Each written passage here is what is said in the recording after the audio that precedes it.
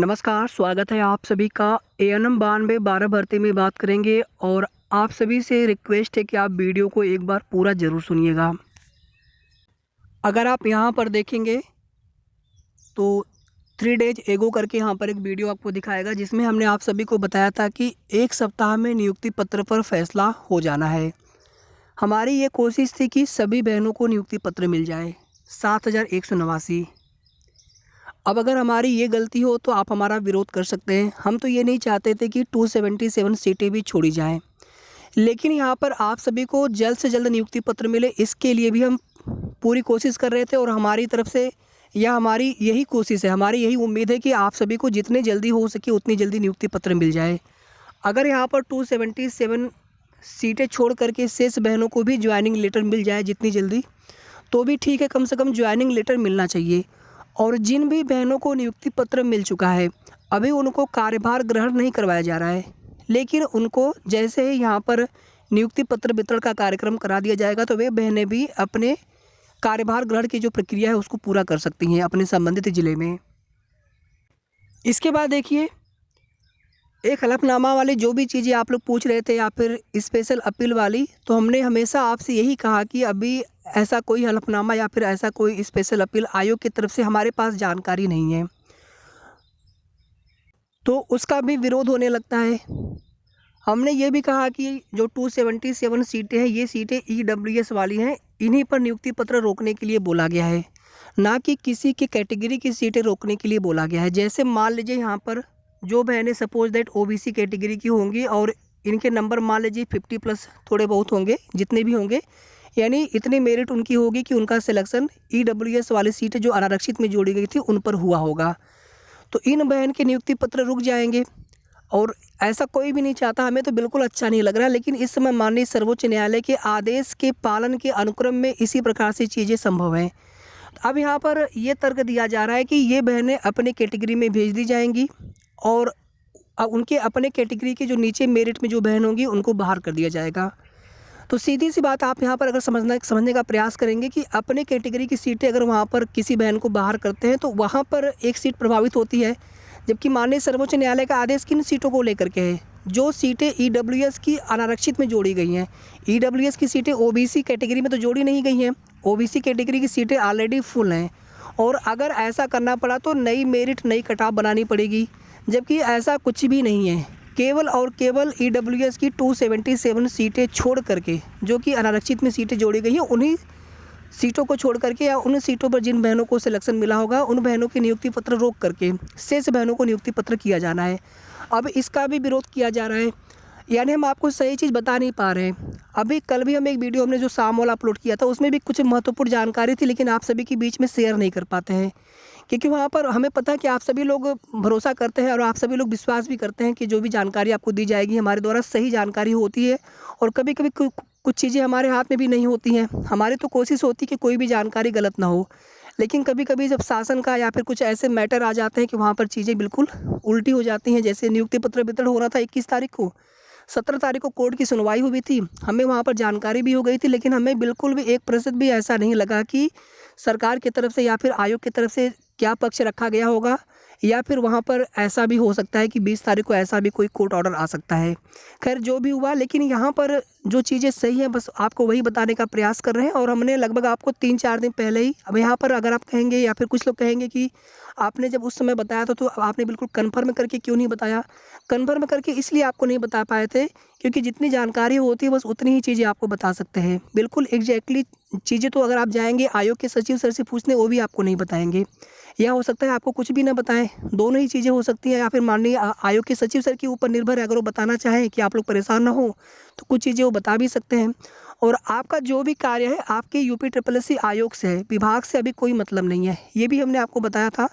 तो उसके बारे में भी आप कुछ कमेंट आ रहे थे कि नहीं यहाँ पर जो मतलब है विभाग से है, आयोग से कोई मतलब नहीं है। आयोग से मतलब है, विभाग से मतलब तब होगा जब ये लिस्ट भेज दी जाएगी 277 की, उसके बाद विभाग जो है जिलेवार उन बहनों की नियुक्ति पत्र रोक करके शेष बहनों को नियुक्ति पत्र बांट दिए जाएंगे। और यहाँ पर एक सवाल आप सभी की और है, जो जिला चेंज वाला है, जिला में देखिए कोई चेंज नहीं होना है, जो जिला आपको पहले से अलॉट हुआ है वही जिला रहेगा। अगर किसी के द्वारा जिला चेंज को लेकर के अगर आपसे बात की जाती है तो कृपया करके आप ऐसे लोगों की बातों में ना आएँ। आगे जब ट्रांसफ़र की प्रक्रिया होगी वो पूरी तरह से चाहे म्यूचुअल ट्रांसफ़र हो या फिर विभागीय ट्रांसफ़र हो, विभाग की तरफ से सरकार की तरफ से आदेश के बाद वो चीज़ें ठीक है। लेकिन किसी भी तरह की जो चीज़ें इस प्रकार से की जाती हैं, जो चीज़ें सही नहीं होती, उसके लिए हम कभी आपसे नहीं कहेंगे कि आप ऐसा सोचिए भी, क्योंकि ये सब चीज़ें गलत होती हैं। और इसी तरह से आप देखेंगे चाहे आपकी भर्ती की डॉक्यूमेंट वेरिफिकेशन के समय या फिर जिला प्रेफ़रेंस के समय, जिला अलॉटमेंट के नाम पर या फिर पहले सिलेक्शन के नाम पर, उसमें आप देखेंगे बहुत लोग उसमें कहीं न कहीं किसी से बात उनकी चली होगी, हमें नहीं पता वो सब चीज़ें, लेकिन ये सब चीज़ें हमेशा गलत होती हैं और अभी भी आपको इस तरह की चीज़ों में कभी नहीं पड़ना है। आपने मेहनत की है, भर्ती पारदर्शी तरीके से हुई है, तो हमें सिस्टम पर, आयोग पर, माननीय आयोग पर, विभाग पर, सरकार पर भरोसा करना चाहिए।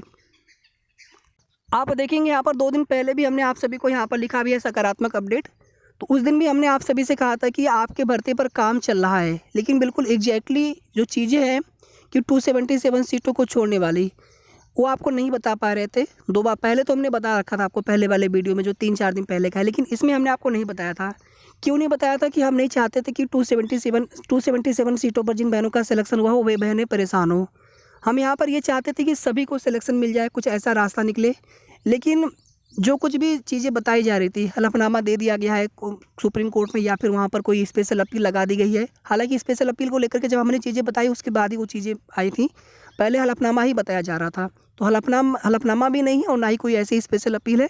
वहाँ पर आगे सुनवाई होगी और उन 277 सीटों को लेकर के, और इनमें से किसी भी बहन को बाहर नहीं किया जाना है। आप लोगों का सिलेक्शन हुआ है नियमानुसार, तो आप लोगों को आगे ज्वाइनिंग लेटर तो मिलेंगे, लेकिन फ़िलहाल में अभी जो नियुक्ति पत्र वितरण कार्यक्रम किया जाएगा इसमें 277 बहनों को छोड़ करके। और एक चीज़ और ध्यान दीजिएगा, 277 ये जो बहनें होंगी ये 8,831 में से होंगी।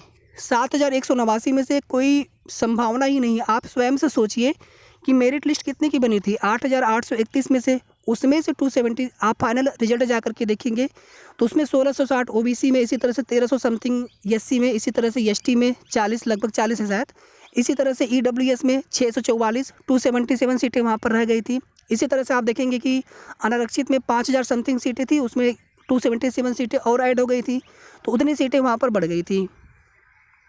तो ये जो फाइनल मेरिट लिस्ट थी, उस मेरिट लिस्ट में से 277 सीटें जो ईडब्ल्यूएस की रिक्त रह गई थी, अनारक्षित में जोड़ी गई थी।